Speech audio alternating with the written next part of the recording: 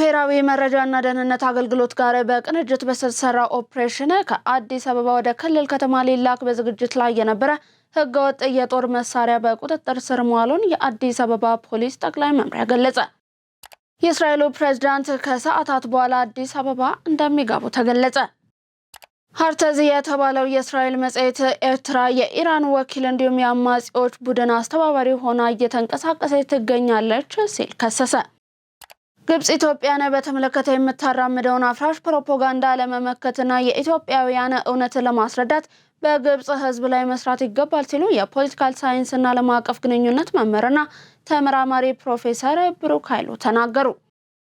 የቀድሞ የደቡብ አፍሪካ ፕሬዝዳንትና የጸረ አፓርታይድ ታጋይ ኔልሰን ማንዴላ በሰለጠኑበት ኮልፌ ፌደራል ፖሊስ ፈጥኖ ደራሽ ግቢ የተሰየመው የመታሰቢያ ሙዚየም ተመርቋል። ዝርዝር ዘገባውን ይዘናል። ሰላም ጤና ይስጥልን፣ እንደምንውላችኋል የተወደዳችሁ የማል ሚዲያ አድማጭ ተመልካቾቻችን፣ ቀደም ብለን ባሻገርናቸው አጫጭር አበይት ነጥቦቻችን የዛሬ መሃል ዜናችንን ጀምረናል። ቀዳሚ ወዳደረግነው ዜናችን ከማለፋችን በፊት መሸጋገሪያ ተመልክተን እንመለስ። በፓርኮች በተከበበችው አዲሷ ፒያሳ ላይ አፓርትመንት ቤቶችን ከታላቅ የ30% ቅናሽ ጋር በካሬ በ73500 ብር ብቻ የወዳጅነትና የአራዳ ፓርክ ውብ እይታ ያላቸው ዘመናዊ አፓርትመንቶችን ባለ 1 መኝታ በ3.6 ሚሊዮን ብር ሙሉ ክፍያ፣ ባለ 2 መኝታ በ6.9 ሚሊዮን ብር ሙሉ ክፍያ፣ ባለ 3 መኝታ በ9.5 ሚሊዮን ብር ሙሉ ክፍያ ወይንም በ514000 ብር 10% ቅድመ ክፍያ ጀምሮ ቀሪውን በ3 ዓመት በግንባታ ሂደት እየከፈሉ የቤት ባለቤት ይሁኑ። የሪ በከንቱ የሰራተኛ ሰፈር የአሮጌው ቄራ የደጃችሁ ቤሰፈር ልጆች በአዲሷ ፒያሳ አዲስ ቤት አዲስ መንደር ከሜሪት ፕሮፐርቲስ በመኖሪያ መንደር ውስጥ የከርሰ ምድር ውሃ፣ የመዋኛ ገንዳ፣ ጂምናዚየም፣ ደረጃቸውን የጠበቁ ሰፋፊ ሊፍቶች፣ ምቹና በቂ የመኪና ማቆሚያ፣ አውቶማቲክ ጀነሬተር፣ ሰፊ የጋራ መገልገያ ሰገነት ያካተቱ ናቸው። በተጨማሪም በመሃል ተክለ ሃይማኖት የንግድ ሱቆችን ይዘን እየመጣን ነው። ቀድሞ ለመመዝገብ በ0988 44 1164 ፈጥኖ ይደውሉ። ሜሪት ፕሮፐርቲስ። በቀዳሚነት ወደ ያዝነው መረጃችን አለፍ። ከፌደራል መረጃና ደህንነት አገልግሎት ጋር በቅንጅት በተሰራ ኦፕሬሽን ከአዲስ አበባ ወደ ክልል ከተማ ሊላክ በዝግጅት ላይ የነበረ ህገወጥ የጦር መሳሪያ በቁጥጥር ስር መዋሉን የአዲስ አበባ ፖሊስ ጠቅላይ መምሪያ ገለጸ። አዲሱ ደበበ የተባለ ተከሳሽ መነሻውን የካ ክፍለ ከተማ በማድረግ 2 ክላሽንኮቭ እንዲሁም 1 ቱርክ ሰራሽ ሽጉጥ ከመሰለ 30 ጥይት ጋር በልብስ መያዣ ሻንጣ ውስጥ በመደበቅ ወደ አርባ ምንጭ ከተማ ለመላክ በዝግጅት ላይ ሳለ በአዲስ አበባ ክፍለ ከተማ ወረዳ 8 ልዩ ቦታው ሸራ ተራ ተብሎ በሚጠራው አካባቢ በብሔራዊ መረጃና ደህንነት አገልግሎት እንዲሁም በአዲስ አበባ ፖሊስ አባላት በቁጥጥር ስር መዋል ተችሏል። ተከሳሹ በቁጥጥር ስር ውሎ ተገቢው ምርመራ የተጣራበት ሲሆንም በቀጣይም የምርመራ ሂደቱን የማስፋት ተግባር እንደሚከናወን የአዲስ አበባ ከተማ ክፍለ ከተማ ፖሊስ መምሪያ ገልጿል። ህገወጥ የጦር መሳሪያ ዝውውር የሀገርን ሰላምና ጸጥታ ከማወክ ባለፈ ሀገርን እንዲሁም ህዝብን ለጉዳት የሚዳርግ መሆኑን በመገንዘብ መሰል ድርጊቶችን መከላከልና መቆጣጠር የሁሉም ዜጋ ድርሻ ሊሆን እንደሚገባ የአዲስ አበባ ፖሊስ ጠቅላይ መምሪያ አሳስቧል። ህብረተሰቡ ህገወጥ ድርጊትን ለመከላከል እያሳየ ያለውን ተነሳሽነት አበረታች ቢሆንም የበለጠ ሊሰራበት እንደሚገባ ፖሊስ ጥሪ አስተላልፏል። የእስራኤሉ ፕሬዝዳንት ከሰዓታት በኋላ አዲስ አበባ ይደርሳሉ። የአፍሪካ ቀንድ ትኩሳት ባየለበት በዚህ ወቅት የእስራኤል ፕሬዝዳንት ኢስሐቅ ሄርዞግ በአዲስ አበባ የሚያደርጉት ጉብኝት እየተጠበቀ ይገኛል። ፕሬዝዳንቱ ከሰዓታት በኋላ አዲስ አበባ ይደርሳሉም ነው የተባለው። በአንጻሩ የህንድ ጠቅላይ ሚኒስትሩ በዛሬው ዕለት ወደ እስራኤል የሚጓዙ ይሆናል። እነዚህ 2 ጉዞዎች ትልልቅ ትኩረት እየሳቡ ሲሆንም እስራኤል፣ ህንድ፣ አረብ ኤምሬትስ እንዲሁም ኢትዮጵያ የሳውዲ፣ ግብጽ እንዲሁም ቱርክ ጥምረትን ለመስበር እየተንቀሳቀሱ እንደሚገኙም ታውቋል። የዛሬው የህንድ ጠቅላይ ሚኒስትር የቴል አቪቭ ጉዞ እንዲሁም የሄርዞግ የአዲስ አበባ ጉብኝት የዚሁ ጥምረቱን የመስበር እንቅስቃሴ እንደሆነም ተንታኞች ይገልጻሉ። በሌላ ዜና የግብጽ ፕሬዝዳንት አብዱል ፈታህ አልሲሲ በዛሬው ዕለት ለይፋዊ ጉብኝት ሪያድ ገብተዋል። ሲሲ በሪያድ ቆይታቸው ከመሐመድ ቢን ሰልማን ጋር በቀይ ባህር እንዲሁም ሱዳን ጦርነት ዙሪያ እንደሚወያዩም ነው የተነገረው። ግብጽ ኢትዮጵያን በተመለከተ የምታራምደውን አፍራሽ ፕሮፓጋንዳ ለመመከትና የኢትዮጵያን እውነታ ለማስረዳት በግብጽ ላይ መስራት ይገባል ሲሉ የፖለቲካል ሳይንስና ዓለም አቀፍ ግንኙነት መምህርና ተመራማሪ ፕሮፌሰር ብሩክ ኃይሉ ገለጹ። መምህርና ተመራማሪ ፕሮፌሰር ብሩክ ኃይሉ እንደገለጹት ከሆነ የግብጽ ህዝብ የኢትዮጵያን ህዝብ ስለንቦና ማወቅ እንዲችል በተለያዩ ሚዲያዎች ግብጻውያን በሚገባቸው ቋንቋ ተከታታይና ያልተቋረጠ ስራ መሰራት ይጠበቅበታል ብለዋል። ኢትዮጵያ ለአረብ ህዝቦች በታሪክ የነበራትን በጎ አስተዋጽኦ ማጉላት ብሎም ኢትዮጵያ ፍላጎት ወንዞቿን ተጠቅማ ከድህነት መውጣት እንጂ ማንንም መጉዳት እንዳልሆነ በሚገባ ማስረዳት እንደሚገባም ተናግሯል። የግብጽ መንግስት የሚያሰራጨውን በፍጹም ከእውነት የራቀ ፕሮፓጋንዳ ለመመከትና በህዝቡ ዘንድ ሚናዊ ምልከታ እንዲኖረው መስራት እንደሚያስፈልግም አመልክተዋል። ኢትዮጵያ የተሰጧትን ጸጋዎችን ለማልማት ማለሟ የሉዓላዊነቷ መብት መሆኑን ሁሉም ወገኖች እንዲረዱ ዲፕሎማሲያዊ ጥረቱ ተጠናክሮ መቀጠል እንዳለበትም ነው ያሳሰቡት። ለኢትዮጵያ ክብርና ሉዓላዊነት የትኛውንም መስዋዕትነት ለመክፈል ዝግጁ መሆናቸውን የምስራቅ እዝ የመከላከያ ሰራዊት አባላት ገለጹ። በሀገር መከላከያ ሰራዊት የምስራቅ እዝ በኢትዮ ሶማሌ ድንበር በሀገራዊ ግዳጅና ተልእኮ ላይ በመሆን የሀገርን ዳር ድንበር ሌት ተቀን በማስከበር ላይ ይገኛሉ። ተጨማሪውን ይዘናል። ኢትዮጵያ ዜና አገልግሎት ያነጋገራቸው የዙ የሰራዊት አባላት ለኢትዮጵያ ክብርና ሉዓላዊነት መከበር በላቀ ዝግጁነት ላይ መሆናቸውን አንስተው የሀገር መከታ በመሆናቸው ክብርና ደስታ የሚሰማቸው መሆኑን ገልጸዋል። ከዙ አባላት መካከል 100 አለቃ ጌታ ሰውየኔነህ እንዲሁም 10 አለቃ ፋኖሴ ፈይሳ ሰራዊቱ በሁሉም ረገድ በተደራጀና በተሟላ ቁመና ላይ ስለመሆኑ ተናግረዋል።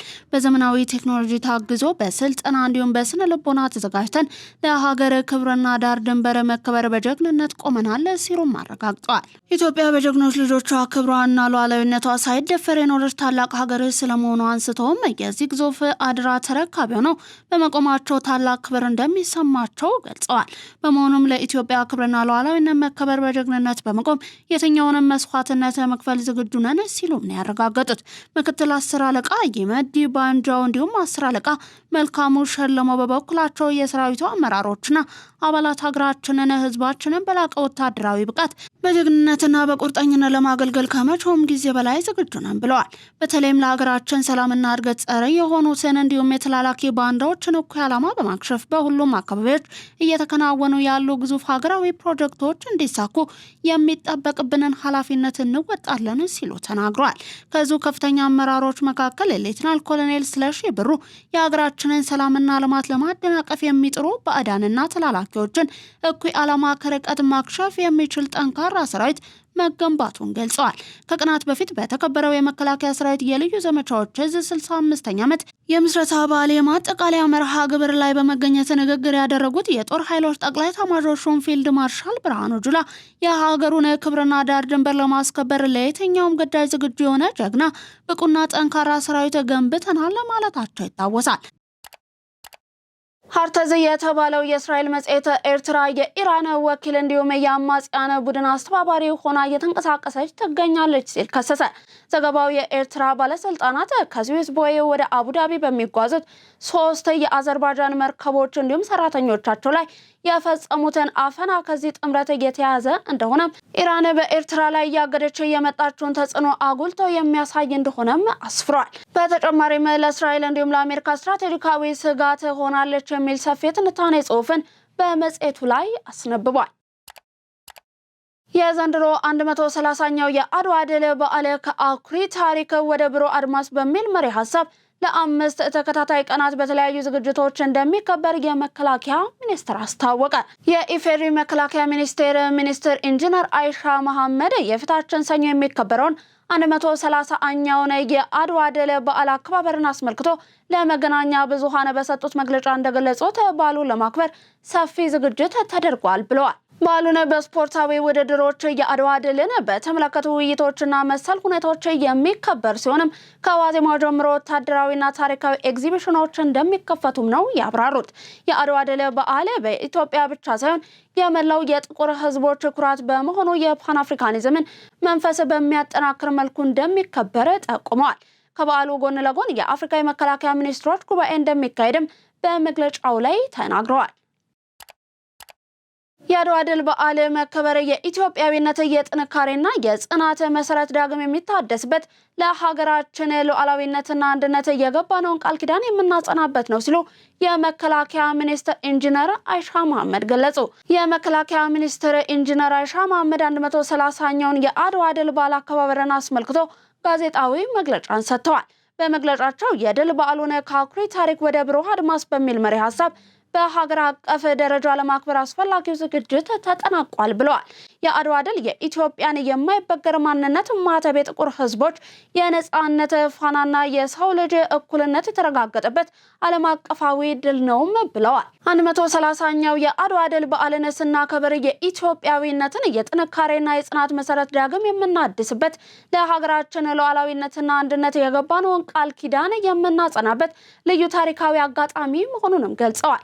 ኢትዮጵያውያን በ1888 ዓ.ም በአድዋ ተራሮች ላይ ዘር፣ ቀለምና ሃይማኖት ሳይለያቸው ለአንዲት ሉዓላዊት ሀገር ለህብረት የቆሙበትና ተጋድሎ የፈጸሙበት የጋራ ድል መሆኑንም ተናግረዋል። የዘንድሮ መሪ ሀሳብ ትላንት በጀግኖች ደምና አጥንት የተጠበቀችውን ሀገር ዛሬ በዘላቂ ሰላምና በልማት ወደ ሁለንተናዊ ሉዓላዊነትና ከፍታ ለማሸጋገር ያለንን ጽኑ ቁርጠኝነት እንደሚገልጽም ተናግረዋል።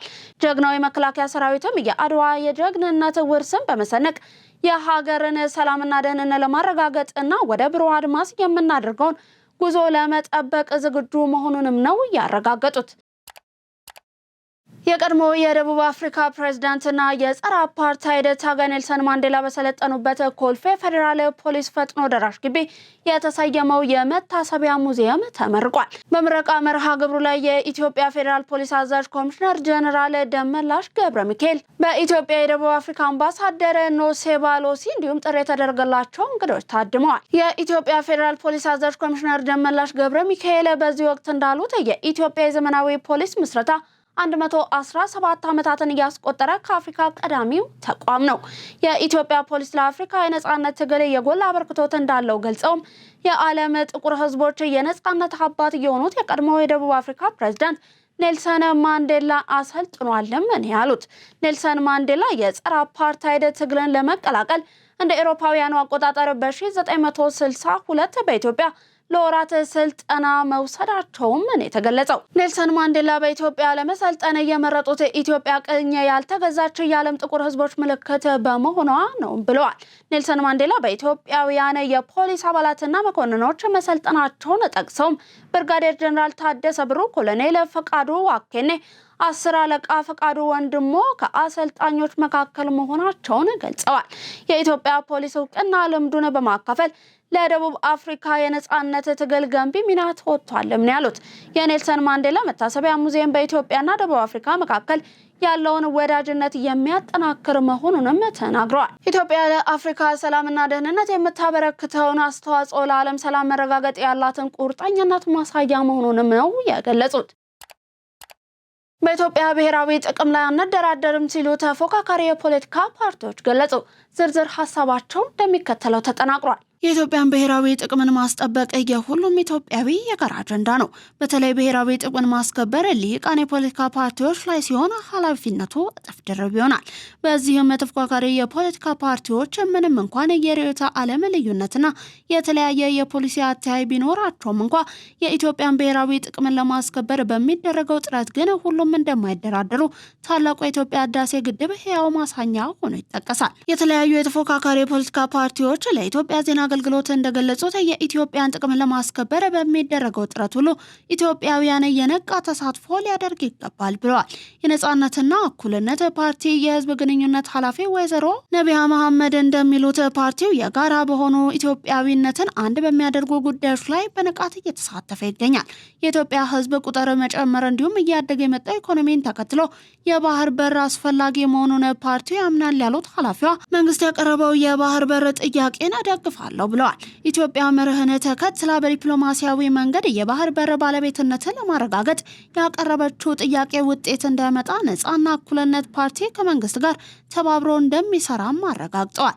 ኢትዮጵያን ሊወር የመጣነ ኃይል ኢትዮጵያውያን ብሔር፣ ሃይማኖትና ጾታ ሳይገድባቸው አንድ ሆነው የኢትዮጵያን ሉዓላዊነትን አስከብረዋል ያሉት ወይዘሮ ነቢሃ በባህር በር ጉዳይም ይሄ አንድነት ሊደገም ይገባል ነው ያሉት። የአማራ ዲሞክራሲያዊ ኃይል ንቅናቄ ሊቀመንበር ተስፋሁን አለምነህ በበኩላቸው የትኛውም የፖለቲካ ልዩነት ከኢትዮጵያ ብሔራዊ ጥቅም በላይ ሊሆን አይችልም ሲሉ ተናግረዋል። ያለን የፖለቲካ አተያይ አለያም ርዕዮተ ዓለም የኢትዮጵያን ብሔራዊ ጥቅምን አደጋ ላይ የሚጥል መሆን የለበትም። ፓርቲያችን በዚህ ላይ የጸና አቋም አለው ብለዋል። የብሔራዊ ጥቅም የህልውና ጉዳይ ነው፣ ህልውና ደግሞ ለድርድር አይቀርብም ያሉት ሊቀመንበሩ ለኢትዮጵያ ብሔራዊ ጥቅም መከበር የሚከፈለውን መስዋዕትነት ሁሉ ለመክፈል ፓርቲያችን ዝግጁ ነው ብለዋል። የወለኔ ህዝብ ዲሞክራሲያዊ ፓርቲ ሊቀመንበር ፈይሰል አብዲልአዚዝ የባህር በር ጥያቄ ተገቢና የህዝብ ጥያቄ መሆኑን ፓርቲው እንደሚገነዘብ ይገልጻሉ። ፓርቲው ጥያቄው ተቀባይነት አግኝቶ የኢትዮጵያ መሻት እንዲሳካ ከመንግስት ጎን እንደሚቆምም ነው ያረጋገጡት። በብሔራዊ ጥቅም አጀንዳ ዙሪያ ሁሉም ኢትዮጵያዊ አንድ ሆኖ በንቃት ሊሳተፍ እንደሚገባም አጽንኦት ሰጥተዋል። የአዲስ ትውልድ ፓርቲ ፕሬዝዳንት አቶ ሰለሞን ታፈሰ በበኩላቸው በሀገራዊ አጀንዳ ላይ ሀገር ለምታቀርብልን ጥሪ ሁሉ ዝግጁ ነን ብለዋል። ፓርቲው ለልማት፣ ለሰላም እንዲሁም ሀገራዊ ጉዳዮች ቅድሚያ ሰጥቶ እንደሚሰራ ጠቁመውም በዚህ ዙሪያም ከመንግስት ጋር ተባብሮ እንደሚሰራም ነው ያረጋገጡት። ብልጽግና ፓርቲ በጥቂት ዓመታት ውስጥ በሁሉም ዘርፎች የኢትዮጵያን እድገት የሚያስቀጥል አስደማሚ ስኬት ያስመዘገበ ፓርቲ መሆኑን የሸገር ከተማ ከንቲባ ዶክተር ተሾመ አዱኛ ገለጹ። ብልጽግና ፓርቲ የ7ኛው ጠቅላላ ምርጫ ማኒፌስቶንና የስንዴ ነዶ የምርጫ ምልክቱን በሀገር አቀፍ ደረጃ የካቲት 3 ቀን 2018 ዓ.ም ይፋ ማድረጉ ይታወሳል። በሸገር ከተማ የብልጽግና ፓርቲ ቅርንጫፍ ጽሕፈት ቤትም በከተማ ደረጃ የማኒፌስቶና የምርጫ ምልክት ይፋ ማድረጊያ መርሃ ግብርን አካሂዷል። የሸገር ከተማ ከንቲባ ዶክተር ተሾመ አዱኛ በዚህ ወቅት እንደገለጹት ብልጽግና ባለፉት ጥቂት ዓመታት በሁሉም ዘርፎች የኢትዮጵያን እድገት የሚያስቀጥል አስደማሚ ስኬትን ያስመዘገበ ፓርቲ ነው ብለዋል። ፓርቲው በሀገር በቀል የኢኮኖሚ ማሻሻያ ተግባራ ሂደት በማህበራዊና ኢኮኖሚያዊ መስክ ኢትዮጵያን አፍሪካዊት የብልጽግና ተምሳሌት ማድረግ የሚያስችሉ ጠንካራ ስኬቶችን እያስገኘ መሆኑንም ገልጸዋል። ብሔራዊ አንድነትን ለማጠናከር የሰጠው ትኩረትን በዜጎች መካከል አሰባሳቢ ትርክትን በመገንባት አብሮነትን በማጠናከር ረገድ ትልቅ ሚና መጫወቱን ተናግረዋል። በሸገር ከተማ በሁሉም የልማት መስኮች የነዋሪዎችን ሁለንተናዊ ተጠቃሚነትን ለማረጋገጥ ተወዳዳሪና ዘመናዊ ከተማን መገንባት የሚያስችሉ ስኬቶች በፓርቲው መሪነት መመዝገባቸውንም አንስተዋል። በቀጣይም የከተማዋን ነዋሪዎች ሁለንተናዊ ተጠቃሚነትን የሚያረጋግጡ ሰው ተኮር ፕሮጀክቶችን ለመገንባት በትኩረት እንደሚሰራም ነው ያረጋገጡት። ባለፉት 10 ዓመታት በኢንዱስትሪ ፓርኮች ውስጥ ከ80 ሺህ በላይ ለሚሆኑ ዜጎች የስራ ዕድል መፍጠር መቻሉን የኢንዱስትሪ ፓርኮች ልማት ኮርፖሬሽን አስታወቀ። የኮርፖሬሽኑ ዋና ስራ አስፈጻሚ ዶክተር ፍሳይ ታገሱ እንደገለጹት በሀገሪቱ የሚገኙ ፓርኮች የውጭ ኢንቨስትመንትን በመሳብና የቴክኖሎጂ ሽግግርን እውን በማድረግ ረገድ ከፍተኛ ሚና እየተጫወቱ ይገኛሉ ብለዋል። ከ200 በላይ ባለሀብቶች በፓርኮቹ ኢንቨስት እያደረጉ ይገኛሉ ያሉት ዋና ስራ አስፈጻሚው በ2017 በጀት ዓመት ብቻ ከ4 ቢሊዮን ብር በላይ ገቢ ማስገኘታቸውን አስረድተዋል። እንደ ዋና ስራ አስፈጻሚው ገለጻ ከሆነ ፓርኮቹ ምርቶችን አምርተው ለውጭ ገበያ በማቅረብ የውጭ ምንዛሬን በማስገኘት ለዜጎች የስራ ዕድል በመፍጠር ከፍተኛ ሚናን እየተጫወቱ ነው። በፓርኮቹና ልዩ የኢኮኖሚ ዞኖች ተመርተው ወደ ውጭ የሚላኩ ምርቶች 124 ሚሊዮን ዶላር ገቢ መገኘቱንም ተናግረዋል። ኢንዱስትሪ ፓርኮቹ ለዜጎች ከሚፈጥሩት የስራ ዕድል ጎን ለጎን የሀገሪቱን ኢኮኖሚ ላይ ጉልህ አስተዋጽኦ እያበረከቱ መሆኑንም ገልጸዋል። በፓርኮች ውስጥ የሚሰሩ ሰራተኞች መብትና ጥቅም እንዲከበር ከሚመለከታቸው አካላት ጋር በቅንጅት እየተሰራ መሆኑንም ነው የገለጹት። የደንበኞቹን ፍላጎት ይበልጥ ለማሟላት የሚተጋው ድርጅታችን ዲኤምሲ ሪል ስቴት በለቡ መብራት ኃይል ሂልሳይድ መንደራችን ላይ ከስቱዲዮ እስከ ባለ 4 መኝታ ፔንትሃውስ ቤቶችን እንዲሁም የንግድ ሱቆችን በ10% ቅድመ ክፍያ ከ60% የባንክ ብድር ጋር አቅርበንሎታል። ቀድመው ለሚመጡ 20 ውድ ደንበኞቻችን ብቻ እስከ 35% ቅናሽ የተደረገባቸውን ቤቶች የግሎ ያድርጉ። ለበለጠ መረጃ ከታች ባለው ስልክ ይደውሉልን። ዲኤምሲ ሪል ስቴት፣ ደስታው እዚህ ይጀምራል። በሁሉም ክልሎች የግብርና ማቀነባበሪያ የኢንዱስትሪ ማዕከላትን መገንባት የሚያስችሉ ዝግጅት እየተደረገ መሆኑን የኢንዱስትሪ ሚኒስትር አቶ መላኩ አለበል ገለጹ።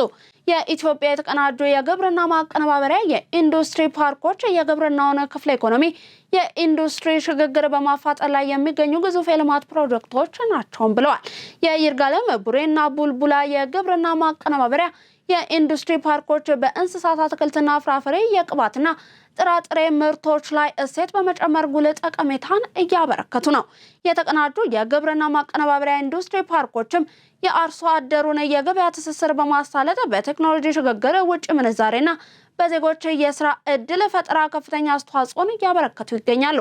ይህም የኢትዮጵያን የግብርና ጥሬ ምርት እሴት ወደ ተከከለባቸው የፋብሪካ ምርት ውጤቶች በማሸጋገር ለሀገር ውስጥና ለውጭ ገበያ ማቅረብ የሚያስችል ወሳኝ አቅም በመፍጠር ላይም ነው።